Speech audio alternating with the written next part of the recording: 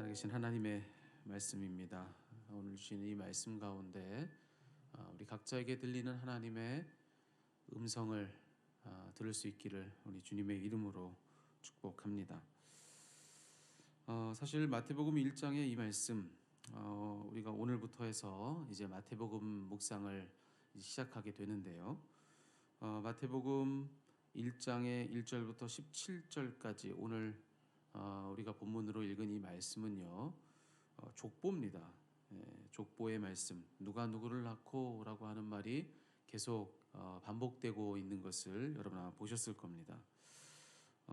참 이 안에 어떤 의미가 있을까, 이 안에 어떤 은혜가 흘러가고 있을까라고 하는 것, 참 찾아내기 어려울 수 있는 그런 말씀 중에 하나가 바로 족보, 마태복음의 족보라 할 수가 있습니다.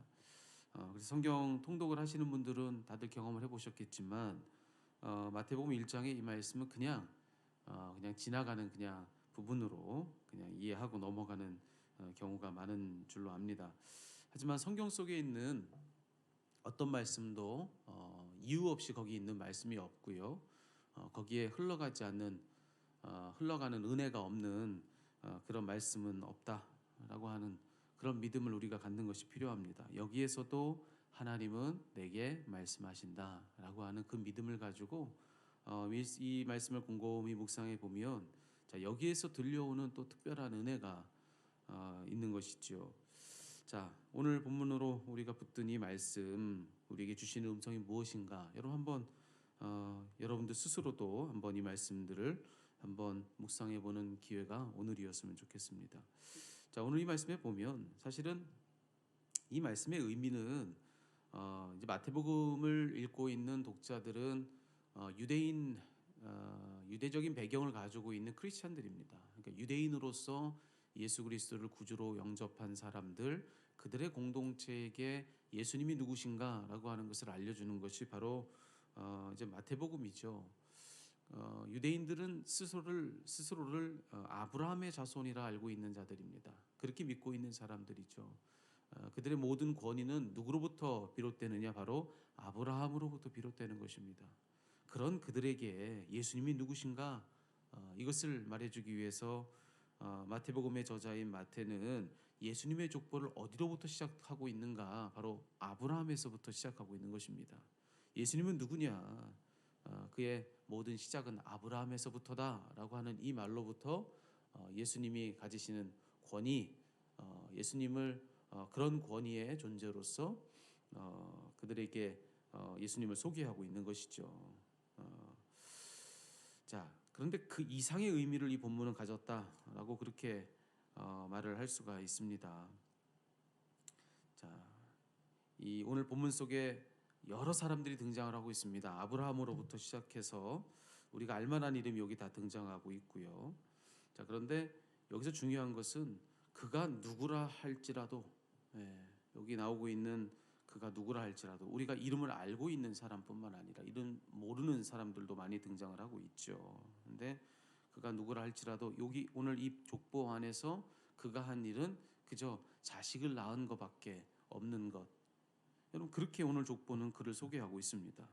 뭐 우리가 이름을 알지 못하는 여기에 누군가에 대해서 이야기할 때는 뭐 그렇게 이야기하는 것이 우리가 또 한편으로 이해가 됩니다. 하지만 우리가 이름을 알만한 사람들, 특별히 뭐 아브라함이나 다윗과 같이 굵직굵직한 인생을 살았던 그들에 대해서 오늘 이렇게 얘기하는 것은 이걸로 충분한가라고 하는 생각을 우리가 할 수가 있습니다. 하지만 아무리 그가 대단한 인생을 살았고 아무리 할 말만한 그런 삶을 살았다 할지라도 오늘 이 족보는 그에 대해서 딱 한 가지만 얘기해주고 있습니다. 그가 자식을 낳았다. 그건 누군가를 낳았다라고 하는 그런 이야기만 들려주고 있는 것이죠. 그리고 사실 우리가 이름을 알만한 누구라 하지 않는다 할지라도, 우리가 모르는 사람이라 할지라도 어떻게 한 사람의 삶이 자녀를 낳은 것밖에 달리 설명할 말이 없는 그런 인생이 있겠습니까? 모두의 삶은 다 할 말이 많고 이런저런 우여곡절이 그의 평생에 많았지요. 하지만 성경은 그 모든 것에 대해서 오늘 특별히 마태복음은 다 생략하고 있는 것입니다. 그저 한 가지만 이야기해주고 있다는 것이죠. 자식을 낳은 것밖에 없는 것처럼 오늘 족보는 이야기를 해주고 있습니다. 하지만 오늘 이 족보의 중요한 점은 뭐냐면 그 누구를 할지라도 그가 한 일은 그저 자식을 낳은 것 그거 하나밖에 없는 듯 보여도 그러함에도 그 모든 것의 결과는 무엇이냐? 예수 그리스도시더라 라고 하는 것입니다. 누가 누구를 낳고 누가 누구를 낳고 그거밖에 그의 인생 설명한 것처럼 이 족보는 소개하고 있지만 그 모든 것의 최종적인 결과는 무엇이었는가? 예수가 나시니라. 그리스도라 칭하는 예수가 나셨다라고 하는 것이 그 모든 일의 결과라는 것입니다. 자, 그런데요, 여러분, 거기에 덧붙여서 또 한 가지를 우리가 살펴볼 필요가 있는데요. 그것은 뭐냐? 오늘 아브라함에서부터 예수님이 나시기까지 그 모든 대수가 어떠한지를 오늘 족보가 소개해주고 있는데 모두 구분하기를 14대씩 3등분해서 이야기를 해주고 있는 17절의 말씀이 보이는 것이죠. 아브라함에서부터 다윗까지가 14대고 다윗부터 또 바벨론 포로 시기까지가 14대, 그리고 바벨론 포로 시대 때부터 예수님이 나실 때까지 14대, 그렇게 14대씩 세 번의 역사를 거듭했다라고 하는 이야기를 오늘 17절은 해주고 있습니다. 여러분, 이 모든 이야기를 종합하면 무슨 이야기가 되겠습니까? 결론은 저는 바로 이거라고 믿습니다. 여기 한 사람 한 사람이 한 일이 그리 크지 않아도, 그리 대단한 일이 아니어도 그 모든 한 사람 한 사람의 그들의 삶을 통해서 하나님이 일하시는데 그 결과로서 예수님이 나시게 하시더라라고 하는 것입니다. 여러분, 여기 한 사람 한 사람이 자신의 생애의 결과가 예수님이라는 사실을 알았겠습니까? 아마 그들은 그 모든 비밀을 다 헤아리지 못했을 것입니다. 하지만 그러할지라도 그 모든 저마다의 삶의 모든 역사에 이어짐의 결과로서 하나님은 무슨 일을 하도록 하셨느냐? 하나님이 행하신 일은 예수님이 나게 하시더라. 그런데 그 예수님이 나시기까지의 그 역사는 하나님의 온전한 계획과 섭리 가운데 있었다는 것입니다. 여기 대수를 이야기하고 있죠. 14대라 함은 우리 성경에서의 완전수가 2번이 더해진 결과입니다. 그리고 2번이 완전수 7이라고 하는 숫자가 2번이 더해진 결과인 14대가 몇 번 있습니까? 3번 있습니다. 3이라고 하는 숫자도 역시나 성경의 대표적인 완전수에 해당합니다. 7이라는 숫자가 2번씩, 그러니까 완전수가 2번, 그리고 그 모든 합인 14가 3번 또 완전수가 등장하고 있죠. 한 사람 한 사람의 삶을 통해서 예수님이 나시게 한 것, 그것은 하나님의 온전하신 뜻, 정말 빈틈없이 모자람 없는 충만하고 분명하고 온전한 하나님의 뜻과 섭리 가운데 있었던 일이었다라고 하는 것을 오늘 이 마태복음은 우리들에게 이야기를 해주고 있는 것입니다. 여러분, 오늘 이 말씀을 가지고 우리 각자의 삶에 주시는 의미를 여러분 뭐라 정리할 수 있겠습니까? 여러분, 우리도 마찬가지입니다. 저와 여러분 우리들의 삶에도 오늘 이 족보 속에서 드러나고 있는 하나님의 역사가 저는 그대로 흘러가고 있다고 믿습니다. 무엇이냐? 여러분, 우리가 오늘날 각자의 삶 속에서 하고 있는 일은 저마다 그리 대단하지 않을 수 있습니다.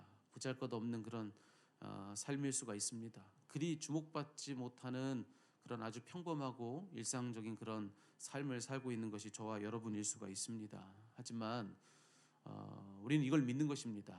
우리의 삶은 이토록 작고 초라하지만 우리는 참으로 보잘것없이 부족한 그런 모습으로 이와 같이 하나님을 섬기고 있지만 믿는 것은 우리 한 사람 한 사람의 이와 같이 작음을 통하여서 하나님은 크신 뜻을 이루신다. 하나님의 온전한 계획, 하나님의 빈틈없는 역사, 하나님의 틀림없는 그런 섭리 가운데서 하나님은 우리 각자의 삶을 통해서 하나님의 놀라운 목적을 이루고 계신다라고 하는 것입니다. 여기 본문에 보면 앞서도 얘기했지만 위대한 삶을 살았던 이나, 그리고 우리가 알지 못하는 그렇게 우리가 잘 그의 삶이 구체적으로 무엇인지, 그 이름이 누군지 우리가 알지 못하는 그렇게 작은 자나 큰 자나 누구라 할 것 없이 오늘 본문 속에서는 어떻습니까? 동일하게 하나님의 계획 속에서 그저 하나님의 목적의 일부로서 살았을 뿐인 것이죠.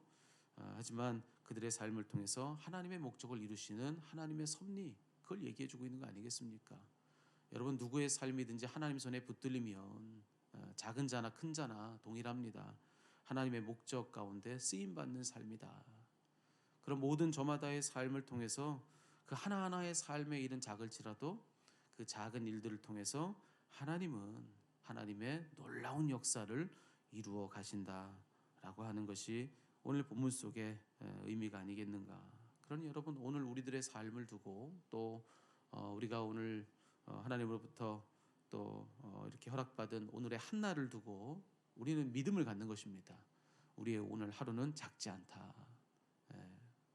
우리의 한 사람의 나 한 사람의 생애는 결코 내가 아는 그것이 전부가 아니다. 작지 않다. 하나님의 크신 역사는 나의 오늘 하루를 통해서 나의 한 사람의 생애를 통해서 하나님이 놀랍게 이루어 가신다. 하나님의 큰 일을 그를 통해 하나님은 이루신다. 하나님의 목적 가운데 나는 있다.